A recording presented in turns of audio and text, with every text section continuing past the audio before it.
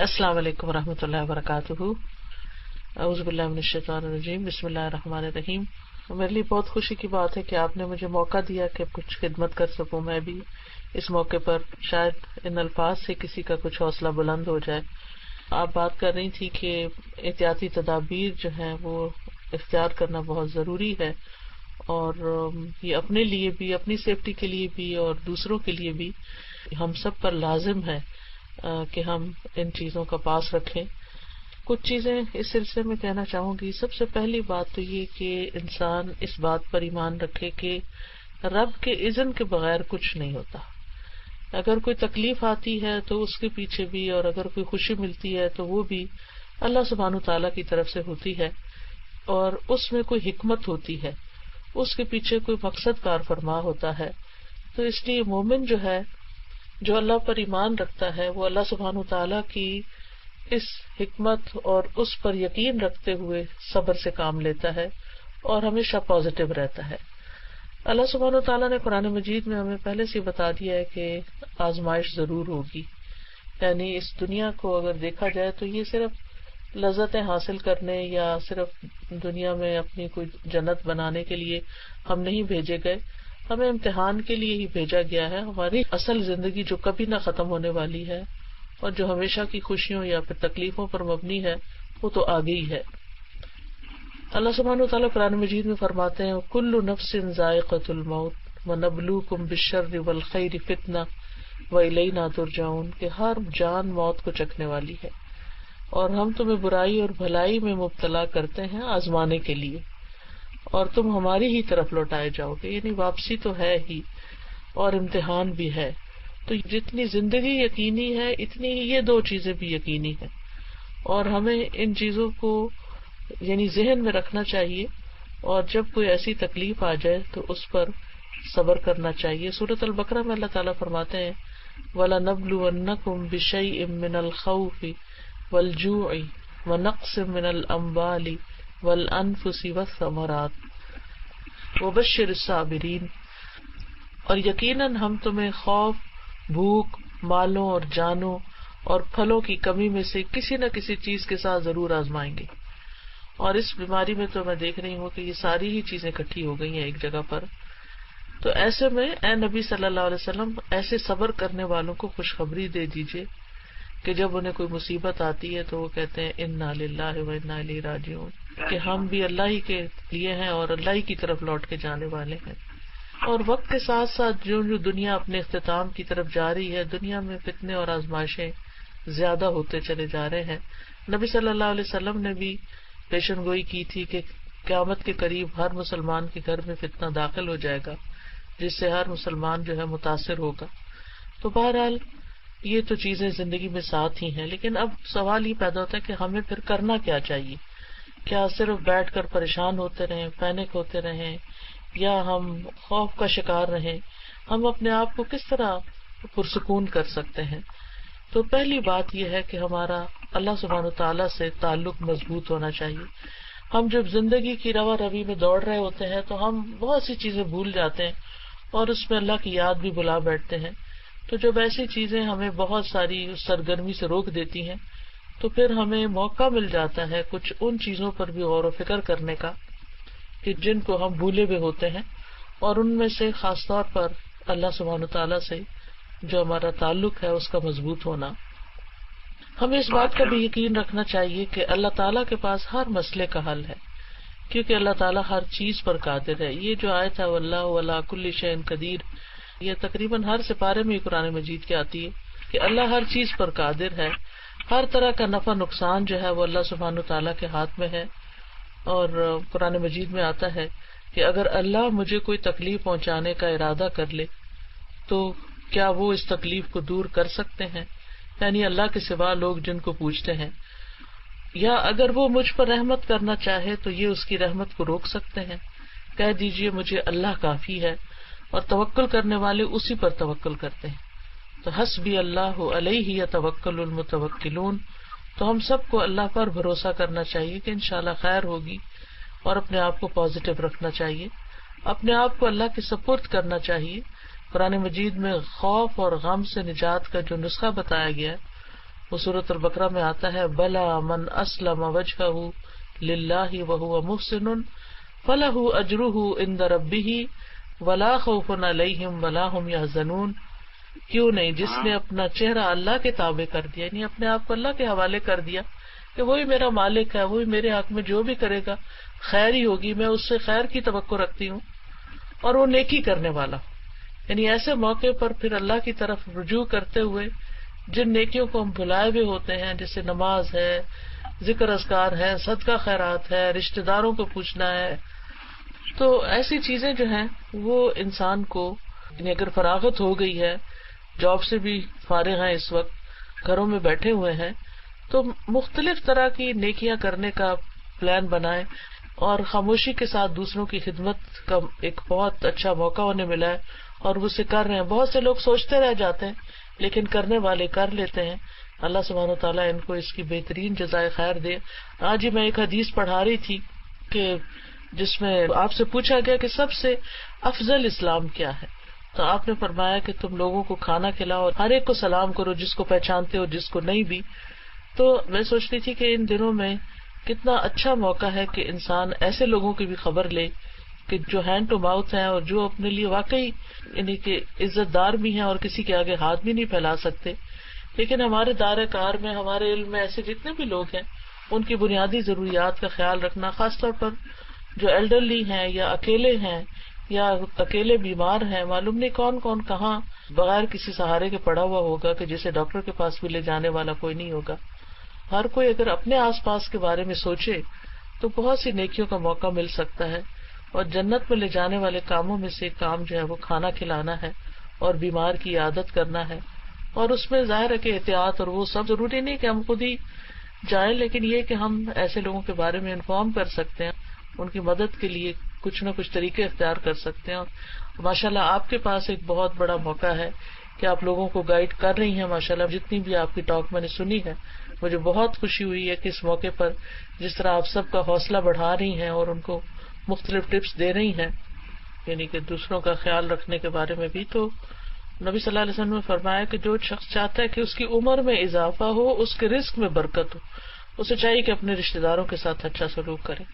تو بہت سے رشتہ دار اگر قریب ہیں یا دور ہیں تو ان کے بارے میں جن کو بہت عرصہ ہوا سلام نہیں کیا، ان کا حال نہیں پوچھا، تو ایک اچھا موقع ہے. اس وقت سب کے دل نرم ہیں، جن کے ساتھ ناراضگیاں ہیں ان کی ناراضگیاں دور کی جائیں.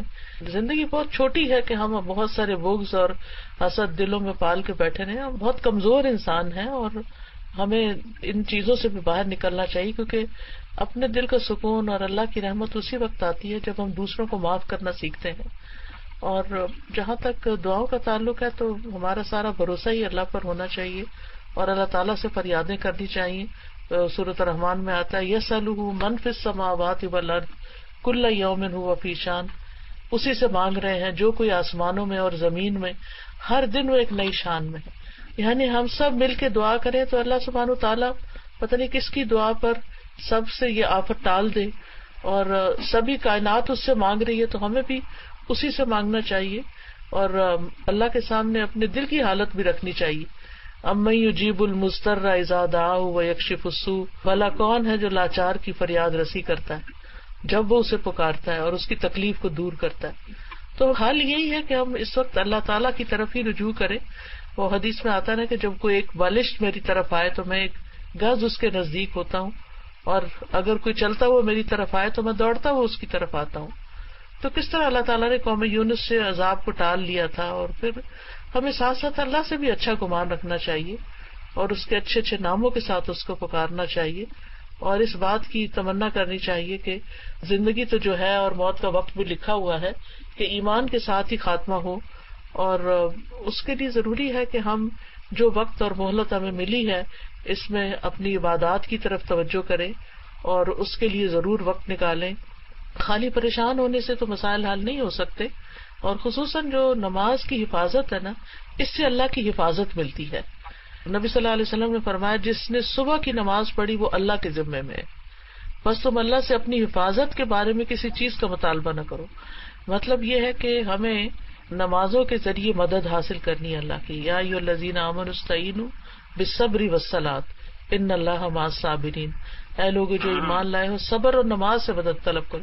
آپ کہہ رہے تھے نا کہ جن لوگوں کے دل پریشان ہے وہ کیا کرے, تو وہ یہ کہ نماز سے ایکسٹرا نوافل کے ساتھ اللہ سبحانہ وتعالیٰ کی طرف رجوع کرے. اور نماز جو ہے وہ انسان کو مضبوط بنانے کا ایک ذریعہ ہے اور گھبراہٹ دور کرنے کا ذریعہ ہے. قرآن مجید میں آتا ہے ان الانسان خلق ہلوعا اذا مسہ الشر جزوعا واذا مسہ الخیر منوعا الا المصلین الذین هم علی صلاتهم دائمون. بلا شبہ انسان تھوڑ دلا بنایا گیا ہے, جب اسے کوئی تکلیف پہنچتی ہے تو گھبرا اٹھتا ہے, جب مال ملتا ہے تو بخیل بن جاتا ہے, سوائے نماز ادا کرنے والوں کے جو اپنی نماز پر ہمیشگی کرنے والے ہیں, یعنی وہ گھبراہٹ سے محفوظ رہیں گے. اور اس میں فرائض کے ساتھ ساتھ نوافل کا بھی اہتمام کرنا چاہیے, کیونکہ بندہ اللہ تعالیٰ سے بہت قریب ہو جاتا ہے نوافل کے ذریعے.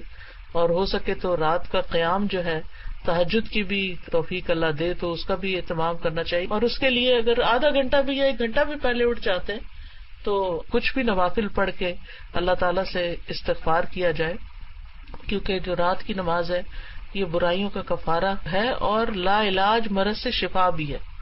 امام ابن القیم کہتے ہیں کہ قیام اللیل حفظان صحت کے اسباب میں سے سب سے زیادہ نفع مند سبب ہے, اور بہت سے لا علاج امراض کو روکنے والے امور میں سے سب سے زیادہ روکنے والا ہے, اور جسم اور روح اور دل کو چاق و چوبند رکھنے والا ہے.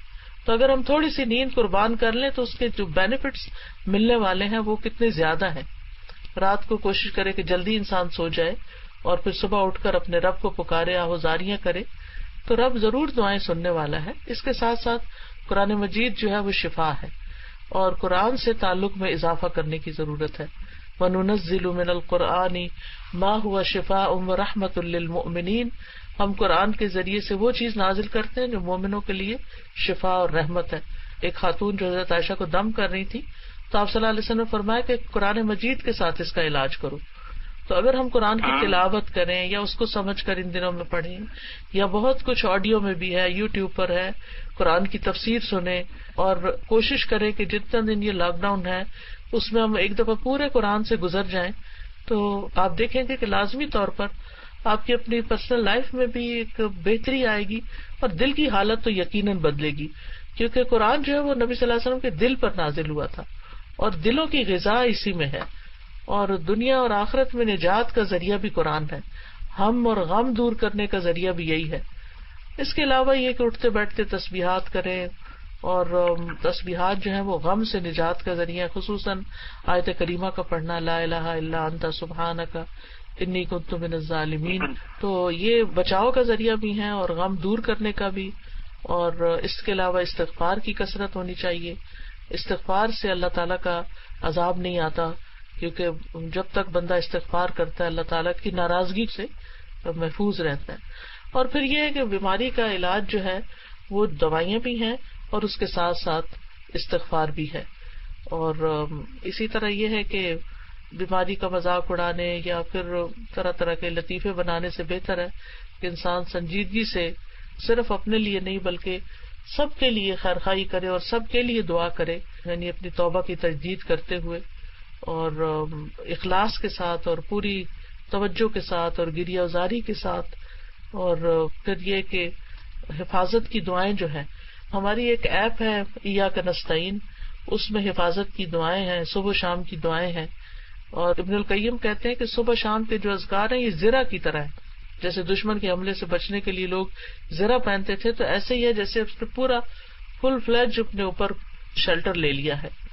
اور صبح شام جو ہے معوذتین پڑھیں, قل اعوذ برب الفلق, قل اعوذ برب الناس, اور بسم اللہ الذی لا یضر مع اسمہ شیء فی الارض ولا فی السماء وہو السمیع العلیم. پھر عافیت کی دعا مانگتے رہیں اللہ تعالیٰ سے, اور ناگہانی آفتوں سے حفاظت کی دعائیں, یعنی بے شمار دعائیں ہیں جو بہت اوتھینٹک ہیں اور خود نبی صلی اللہ علیہ وسلم نے سکھائی ہیں. اور ظاہر آپ جو سکھاتے تھے وہ وحی الہی کی روشنی میں ہی ہوتا تھا. اور یا حی یا قیوم برحمتک استغیث, یعنی جب دل گھبرائے پھر رات کو سوتے وقت دعا پڑھ کے سوئیں. اور خوف سے بچنے کا طریقہ تو یہی ہے کہ انسان اپنے فرائض ادا کرے, ذکر اذکار کرے, اور پھر اس کے ساتھ ساتھ صدقہ خیرات کا بھی بہت اہتمام کرے, کیونکہ صدقہ جو ہے یہ بلاؤں کو ٹالتا ہے. صرف ہم اپنے بارے میں نہ سوچیں بلکہ اوروں کے لیے بھی سوچیں, اور خصوصاً جو ضرورت مند اور محتاج لوگ ہیں، اور نیک اعمال پر مداومت اختیار کرے. پھر یہ جو آپ نے کہا نا کہ احتیاطی تدابیر، تو اس میں یہ ہے کہ گھر کو لازم پکڑے. اور پھر ہمارا دین تو ہمیں یہ سکھاتا ہے کہ اولو الامر جو ہیں یا جو لیڈرز ہیں، جو صحیح بات ہے ان کی وہ ماننا ہمارے اوپر لازم ہے.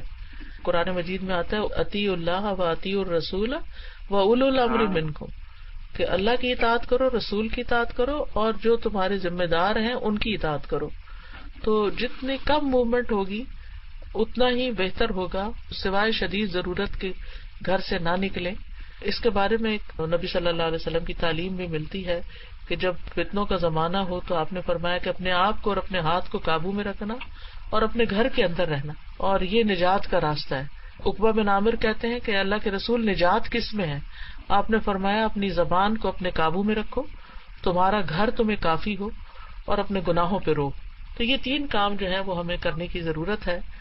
اور اس کے علاوہ یہ کہ اپنی طہارت کا خیال، وضو کا، ہاتھ دھونے کی تو بات بار بار ہوتی ہے، سینیٹائزر بھی استعمال ہوتے ہیں، لیکن جو بندہ 5 وقت وضو کرتا ہے، اچھی طرح ناک صاف کرتا ہے اور ہاتھ پاؤں سارا کچھ دھوتا ہے، منہ وغیرہ، تو بہت ساری مصیبتوں اور شر سے ویسے ہی بچ جاتا ہے.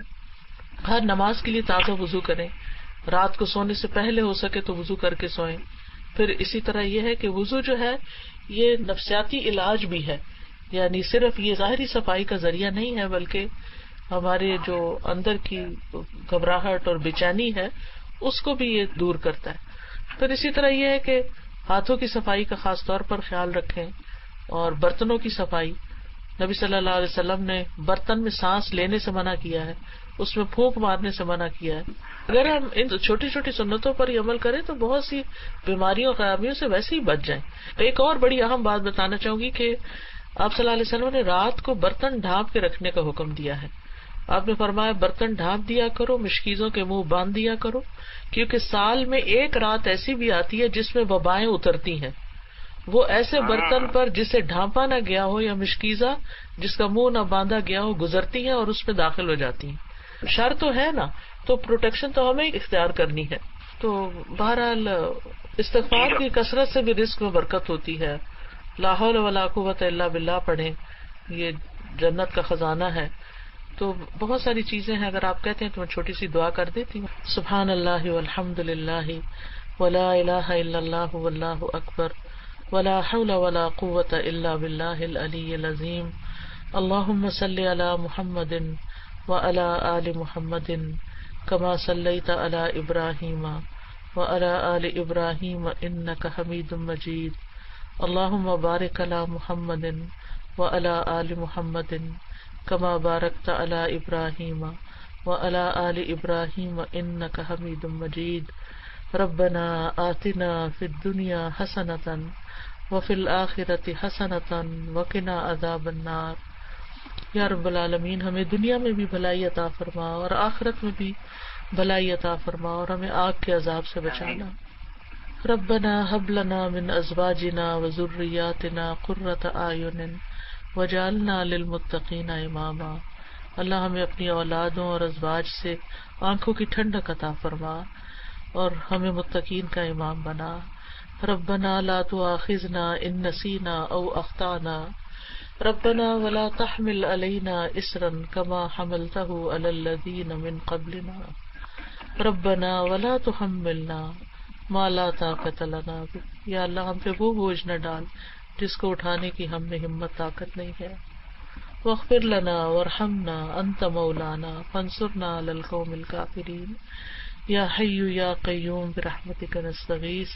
یا اللہ ہم تیری رحمت کی فریاد کرتے ہیں. اللہ تو ہم سب پر، پوری دنیا پر اپنی رحمت نازل فرما، سب پر اپنی برکتیں نازل فرما، سب کی پریشانی دور فرما.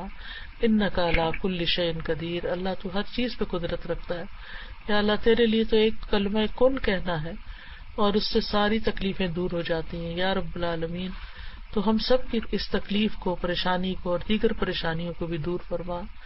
یا اللہ جو اپنے رزق روزی کی طرف سے پریشان ہیں ان کی پریشانی دور فرما، جو بیمار ہیں انہیں صحت عطا فرما. یا اللہ جو دل کی تنہائی اور وحشت کا شکار ہیں، ڈپریشن کا شکار ہیں، ان کی تکلیفیں دور فرما. یا رب العالمین اس وبا کو ٹال دے. یا اللہ تو اس کو اٹھا لے یا رب العالمین سب کی زندگی کو آسان کر دے. یا اللہ تو آسانیاں دیتا ہے. یا اللہ تو ہم سب کو معاف کر دے. یا اللہ تو اگر ہم سے ناراض ہے تو ہم سے راضی ہو جا.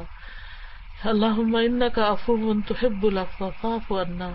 اللہ تعالیٰ تو عفو ہے، معاف کرنے والا ہے، معاف کرنا تجھے پسند ہے. یا اللہ تو ہم سب کو معاف کر دے. یا رب العالمین تو ہمارے اولادوں کو، ہمارے رشتہ داروں کو، دوستوں کو، احباب کو، سب کو اس مصیبت سے نجات عطا فرما.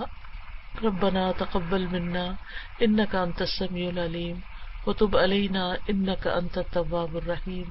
وصلی اللہ تعالی علی خیر خلقہ محمد وعلی آلہ واصحابہ واہل بیتہ اجمعین برحمتک یا ارحم الراحمین.